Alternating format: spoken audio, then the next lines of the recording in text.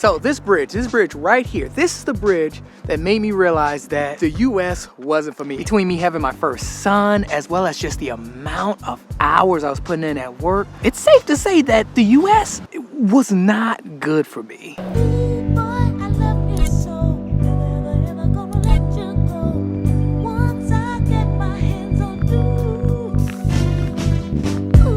Back in 2009, 2010, that was when I had my first travel experience outside of the United States. I was in Germany in a town called Brackenheim, and one day I was sitting down and I felt something. And this was something that I never really felt before, especially as an adult.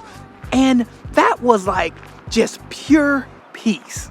And it was something about just the way I saw people like work and live their lives when I was in this small town that just blew my mind. I've never seen anything like this in real life, like in my life.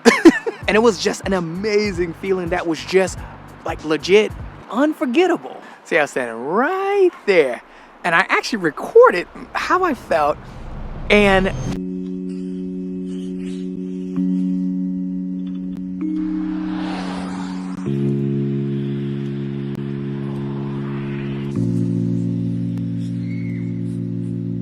couldn't find the footage. I couldn't find like the original footage. But I was standing right here talking about how I felt and how I think this is the place. This has to be the place. For me, this feeling was just unreal. If you don't know, I am from the hood of Chicago. I was born and raised there, moved to Atlanta to live with my mom, went to high school and college in Atlanta, and eventually moved to LA to pursue my career in television. I got to LA, I was lucky enough to get something in a studio. And around this time, this was where I was starting to find my footing. Like everything was becoming a little bit more stable for me and my living situation. And since that trip to Germany, I had to go back. I always had this itch. And this was an itch you can't ignore.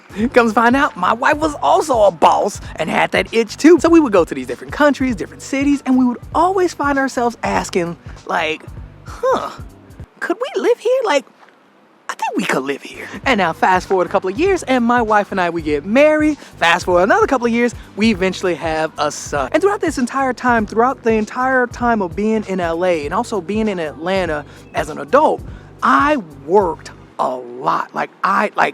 I just worked a lot. Having our first son really put a spotlight on how bad this kind of culture, this work culture can be. Which brings me to the first reason of why staying in the States was killing me. It was the work culture. And now, pimpin', don't get me wrong. Look, I love the game and I love the grind. But man, it is a trap for real, because it's almost like you're working all this work. Like I was killing it in LA, right? I was killing it. I was doing everything that I needed to do, and I was just progressing more and more in my career, which led to me working more and more hours, which will eventually lead me to working less hours and being able to kind of do a little bit more of what I want to do. Have more control over my time. But that's the trip, because it's completely backwards, because it takes so long and so much of your time to get to that point. You'll look up and you'll be like in your 60s finally having some time to yourself, versus what I realized here and a lot of places I've gone to, what I noticed was that they already have that time, and work is what you make time for, or is the byproduct. It's like they've skipped ahead. They've like somehow got cheat codes that we just don't have. And it feels like in the States, to just get to what I have every day here, you gotta put in 80-hour weeks.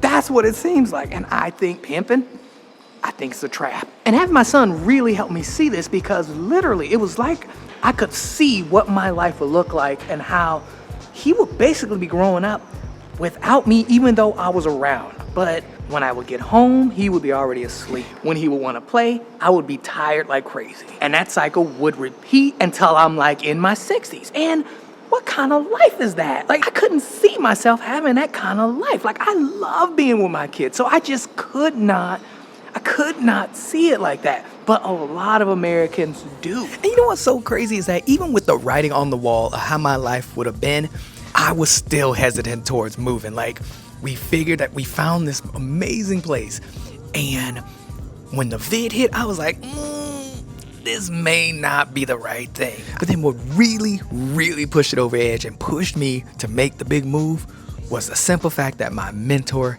got laid off after 20 plus years, maybe even 30 of working at the studio. And they laid him off through an email. That's my mentor. Me and him high-fiving at my wedding. And it just made the decision of what we needed to do clear. Because it was not an easy move for us. It was just the right thing for us to do. And even though it was hard, it was worth it. So I sold my car, quit my job, and then used the money that I had saved for a house. I used some of that towards investing into moving to Haarlem. I mean, that whole work to live, live to work thing, that is real. But I think a lot of people don't see how much of a toll it has on your life and how it affects the people around you. I mean, this is how you can go to a place like America and be surrounded by people and feel completely alone. This is another reason why when you go, people are, you could just see the stress and the tiredness on their face. Like, people are exhausted. I know that guy knew. Another way that America was kind of destroying my life was healthcare, like pimping. I had amazing healthcare at the studio, like the best they offered. And I just could not get over how high these bills were. And I'm being dead serious too. Till this day, I still don't understand just random bills that I would get in the mail. Like, I just would not understand these bills. To give you an idea of what I'm actually talking about, with the best insurance that the studio offered me when I ruptured my Achilles tendon, I got a bill in the mail later for like over $10,000. Now, I did end up eventually paying the bill, but it did set me back, and I had to work a lot to pay this bill off. And in my opinion, healthcare is not something that should destroy a person financially. That is just my opinion. Listen, I kind of get the game and I get the grind. Look, I ain't a hater, but come on, man. Like, I didn't mean to rupture my Achilles tendon.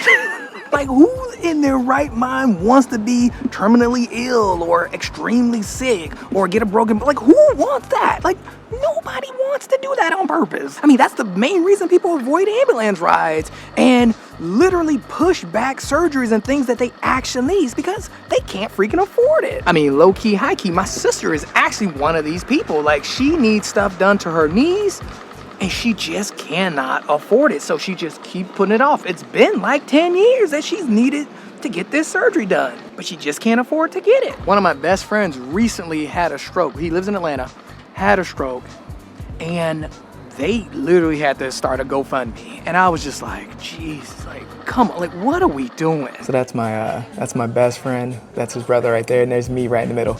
We're graduating middle school. And this is him again at my wedding. And that's us doing the fusion. We were Super Saiyans for real.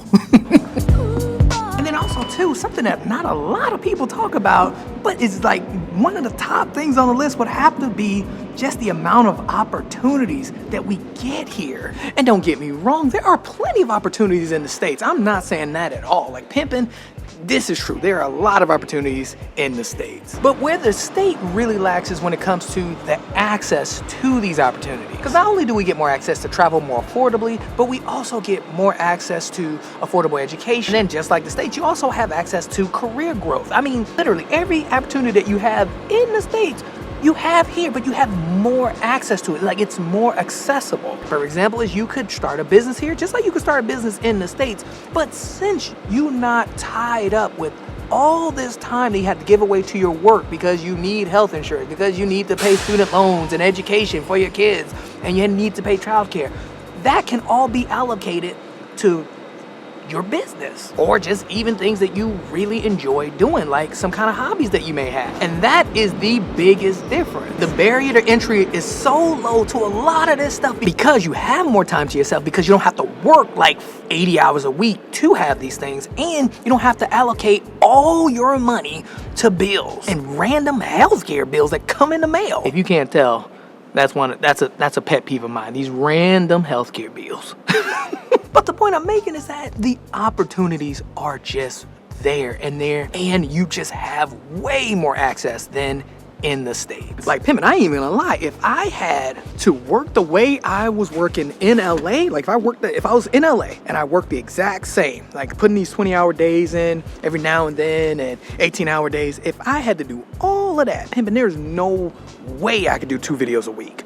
No way. I mean, this whole channel would be like 1 video a month. But here, completely different, and it's literally like I've skipped ahead somehow. And I think that's what I saw on that bridge when we first came to visit Haarlem. And yeah, we would come straight down this way, and once you go through here, our Airbnb was right on the right. And yeah, back there is literally where we stayed, man. And yeah, I would walk out here, come out, and there's the bridge right there, where one day I was just like, you know what? This is it. You know, like me and my wife were talking back at home, talking about how we felt. And yeah, pimpin', this is best decision we ever made, man.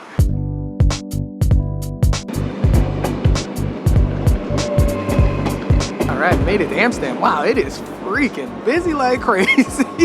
But before I go into work, I do have to say that I'm so happy that on that trip that we did, our last trip here to the Netherlands, we decided to go to Haarlem. I'm so happy because, man, that changed my life. And not only mine, but my whole family. It changed my whole family's life. And I guess today just kind of reminded me of it, and that's why I had to go on that bridge and just tell this story, because it really did like change everything for me, like for real. And remember, I'm just a kid from the hood of Chicago. Man, just to be able to sit here in this station while everybody's staring at me, yes, I'm getting looks. So am I out of line for saying that leaving the US kind of saved my life? Am I out of line for that? I'll let you guys decide. I mean, it is something that is truly amazing. And now, go ahead and do me a favor. Make sure you watch this video right over there. Or it might be over there. I don't know what side it's on. But check that video out too. I bet you would like it.